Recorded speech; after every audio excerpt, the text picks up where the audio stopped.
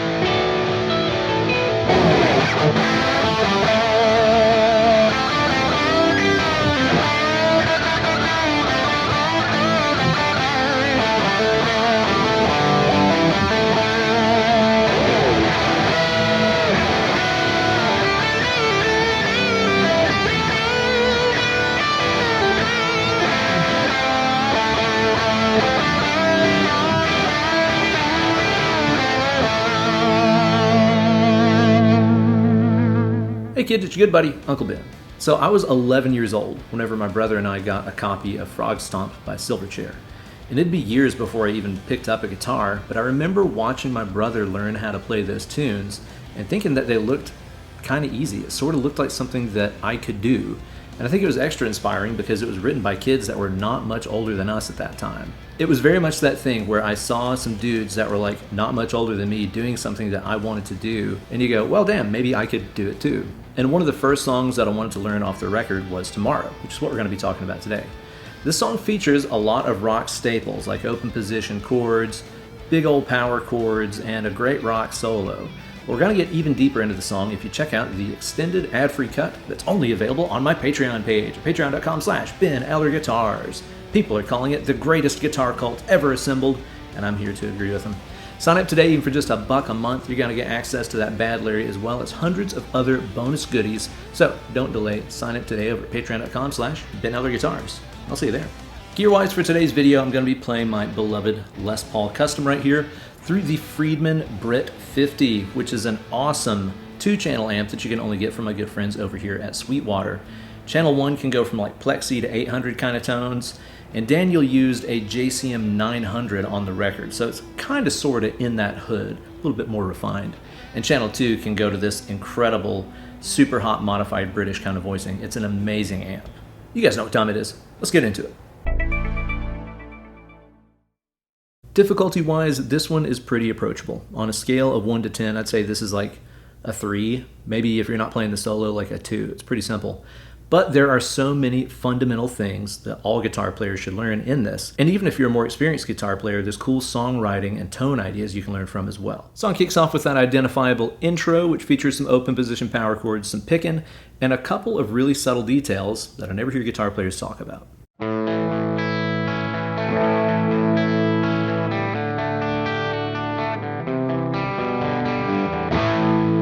Okay, first things first, fucking prog alert here. It starts off with a tempo change.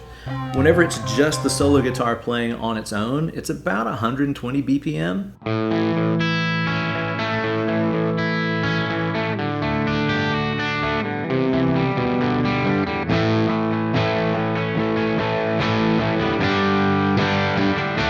But then when it kicks in with the strumming, it jumps up like 15 or 20 BPM out of nowhere. Now here's something I want to talk about regarding the picking pattern and stuff on this chord progression, because it's something that I never really hear guitarists talk about, but we all do it. Okay, listen here at the very end of the A chord part, before it goes to the D.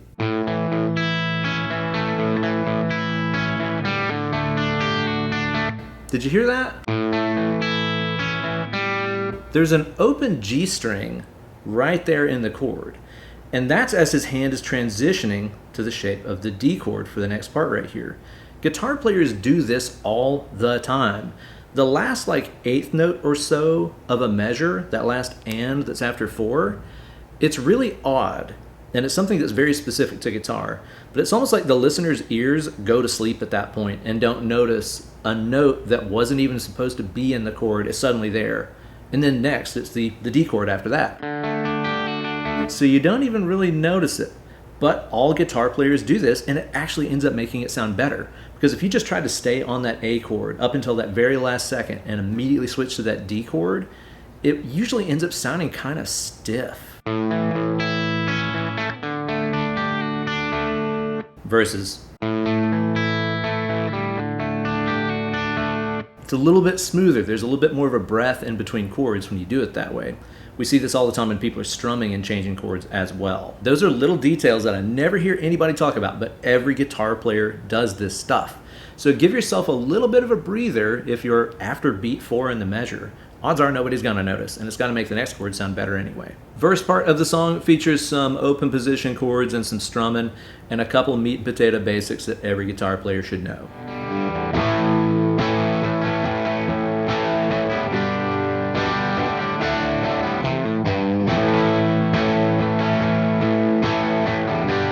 So the rhythm part that he's playing right here is really great to demonstrate a right hand principle that I'm always telling my students about.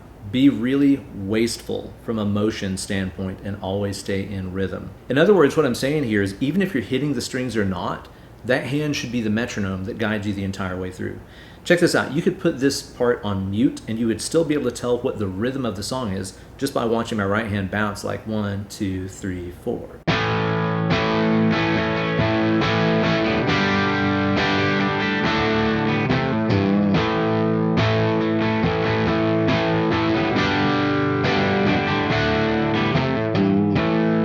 You can really see it there on the G chord especially. Did you see how the hand is still bouncing even though it's not hitting the strings? 1, 2, 3. I imagine I'm holding a tambourine.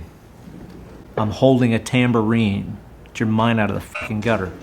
And I'm always in motion. That's the thing you gotta remember about this stuff. Be the metronome that you play to. By comparison, check out how bad it sounds if I was Mr. Efficiency and only moved my hand when it was time to hit the strings.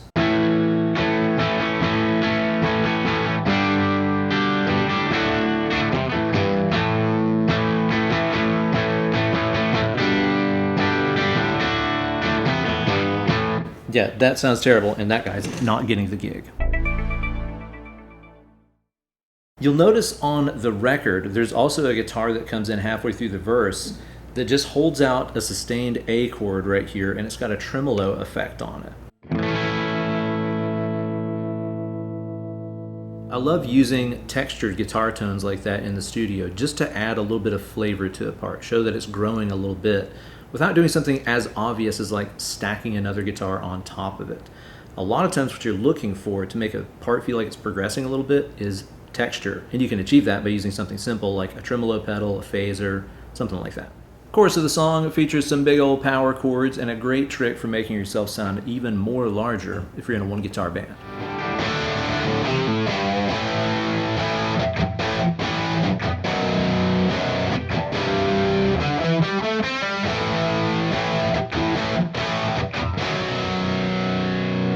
So like I mentioned in the intro, I didn't play guitar when I heard this song the first time, but even back then I knew that there was something going on with the guitars and the chorus because they just sounded like bigger and beefier and, I don't know, lower than I was used to hearing guitars sound. And the secret is those inverted power chords.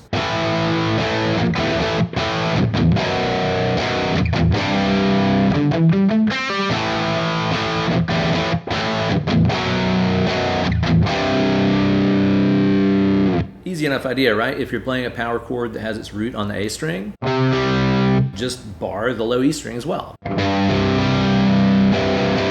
Now, whenever we do that, we're taking the higher note of the power chord, the fifth, root, fifth, and we're playing that fifth down an octave and adding that into the chord. So it's not like we're adding in a new note, it is still just a power chord, which is root and fifth. It's just instead of going root fifth, this is going low 5, root and 5. You combine that with a bass that is playing that root note an octave lower and it just sounds colossal.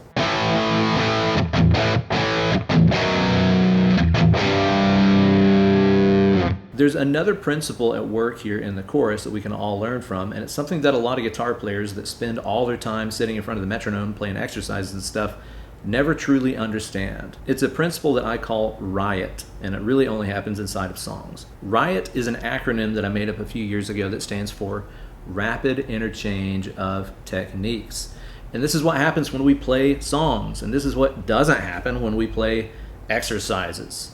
Here's what I'm talking about. Most exercises that you learn, they're just kind of one thing over and over. This is an alternate picking exercise. You alternate pick nonstop. This is a sweep picking thing. You just sweep up and down, whatever. Here's the thing, guys. Songs don't usually do that. Songs aren't typically just one flavor of technique over and over and over. It's a buffet, right?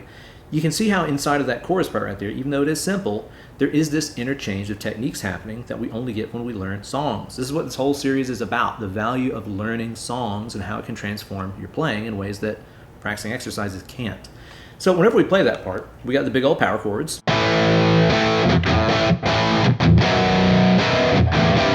And then we go to this lick. Now, that is making us tighten up our picking hand, which was just bashing out the big power chords, into something with a lot more single string control. We got that little pull off there at the end as well, and then you're right back to smashing those chords out. This is RIOT stuff that songs can teach you and exercises usually can't. It builds this mental flexibility to transition from technique to technique on a dime. And this is what you need if you want to play and write your own tunes. We got a little musical break in the song that features some really cool chord voicings and overdubbing magic in the studio. Scope it out.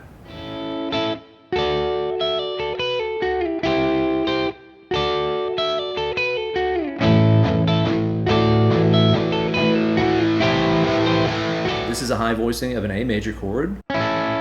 This is our D. Take it down a step and you get our C. And back up to D. Same thing as the chorus, just with a completely different aesthetic attached to it. It sounds to me like on the album there's also an overdub of an acoustic guitar playing those parts. I think that's always a cool thing you can do to, again, add texture without necessarily making a part sound bigger. You put a second electric guitar on top of another electric guitar, it starts to compound pretty fast. But whenever you double up an electric part with an acoustic playing the same thing, you're mainly just getting the bite and attack of the pick noise. A lot of the actual stringiness and note value doesn't necessarily shine through, and it just adds a really interesting timbre to the tone. After that, they transform those clean, tinkly chords into big old nasty power chords, again with that inversion, that low 5 on there.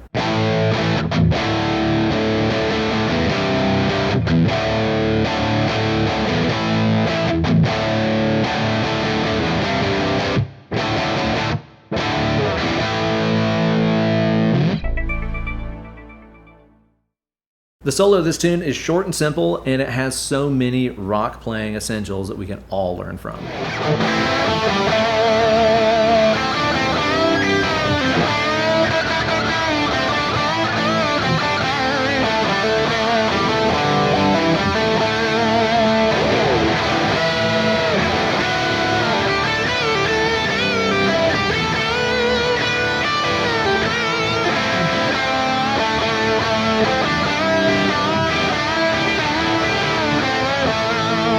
So this is the perfect time to talk about the unusual and improper vocabulary of rock and blues guitar playing, which is something that is like very idiosyncratic to our instrument specifically, because we tend to do things that shouldn't really work all the time. Behind the solo section, it's the same chords as the chorus. A, D, C, and D.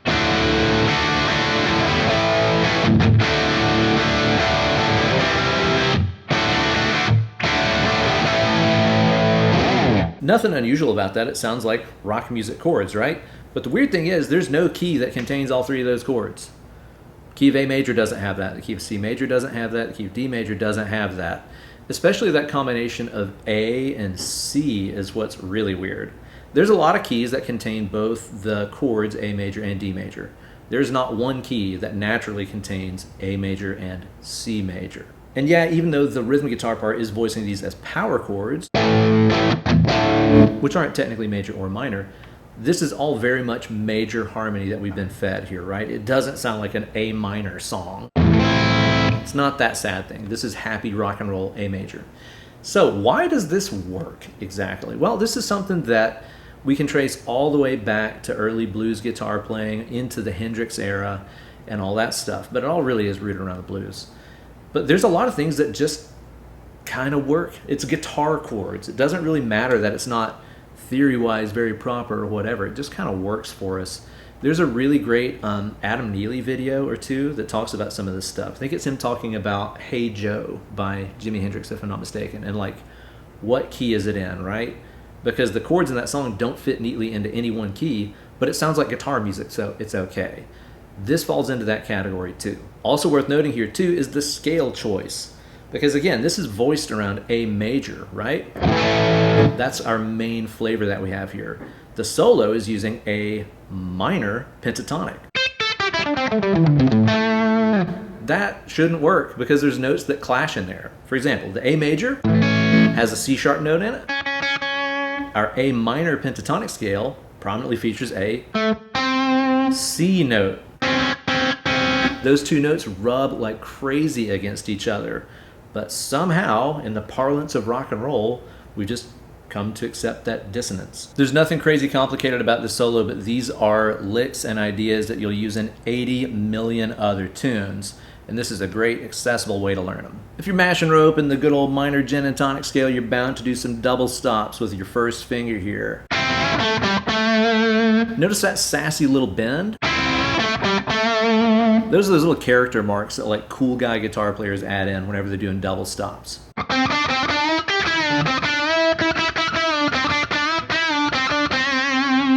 That's just some good old juicy pentatonic phrasing right there. One thing everybody can learn from this is the power of using a couple fingers to buddy lift that string up. I remember when I first started learning solos on guitar, I'd try to do all my bends with one finger, and I couldn't figure out how these guys were pulling off these monster bends super fast like that. I could never get my fingers strong enough. It made me think I wasn't strong enough with my fingers to play guitar or something stupid. And then I saw the G3 live video of Steve Vai playing like For the Love of God and stuff, and I noticed that all of his bends were happening with like his third finger in front usually, and his first and second fingers behind it to kind of team lift that string up. Makes a huge difference inside of this bluesy soloing.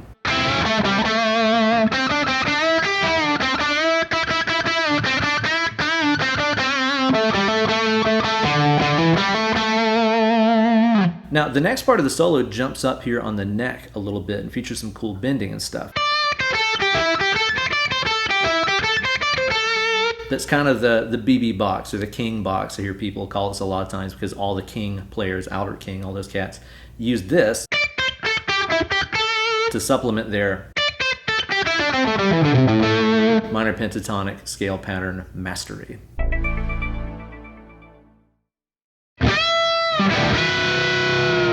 I love that he uses that Stevie Ray Vaughan style train wreck bend, right? First he takes just the E up from the note D to E, again using that team lifting, and then you can hear that as he's pushing that high E string up the neck like that, he kind of grabs the B under his finger too, and it gives you that awesome, you know, cat yarling out of tune thing that's just so cool to add into your bluesy soloing.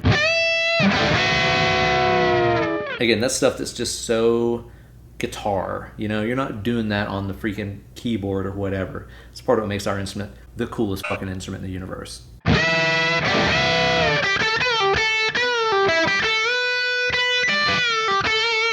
So right there, he's playing around again inside of that scale box and using some stuff that isn't conventionally in the harmony. Bending up to that B note, for example, right there, that's not really in the scale, kind of getting into the hexatonic scale range. The Eric Johnson special, in other words. Sounds a little bit dissonant there for a second, but notice how he lands on the A note after that, right? And that's right when the chord turns around to A. So you can have like a little bit of dissonance in there as long as you land on your feet at an appropriate time. Playing an A note against an A chord is a very obvious way to bring the harmony back.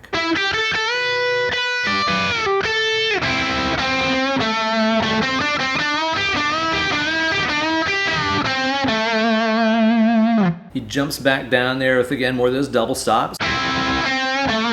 before he plays one of my absolute favorite guitar onomatopoeia licks, the Murney Murney. You know what I'm talking about? Murney, Murney, Murney. The Murney Murney has been used in like 80 billion solos because it's always freaking awesome. And then there's one little detail that he does right here that pulls together the weird rock vocabulary thing I was talking about earlier. So, I mentioned earlier how the A major chord has C sharp and the C chord has C. Two notes that combined make a sick corn riff, right? Whatever. Now, whenever we have those notes rubbing together like that, it can be dissonant. But there's a thing that rock and blues guitar players do all the freaking time, and singers too. We probably learned it from singers first, honestly, that I call using the neutral third. Okay, here's what I mean. To A, C sharp is a third. To A, C is a flat third. Happy, sad. What if you split the difference between the two and played a note that was kind of in between them? We're getting into engine de poitrine microtonal stuff now, right? Blues guys did it first, really. We can do this thing where we take the flat third and kind of give this hint, this suggestion that we're going to make it major, regular third instead. And it's kind of like all is forgiven. I'm playing a minor note against a major chord. Well, what if I just kind of hint that it's not quite all minor? It just adds this little lift to the note that I call the neutral third. I think I've heard other guys call it that as well, so it's not like I made that up. That's something we've been using since Jesus was riding dinosaurs as a great way to split that language of using a minor scale against a major chord. If you learn how to use that neutral third, it's also going to help you learn how to find those intervals across a scale pattern too. Because if I'm using the A minor pentatonic scale, that C note, or flat third, as you should really be thinking of it as, occurs a couple times in there. For that little, as Dimebag would say, hick bend, just that little quarter step thing.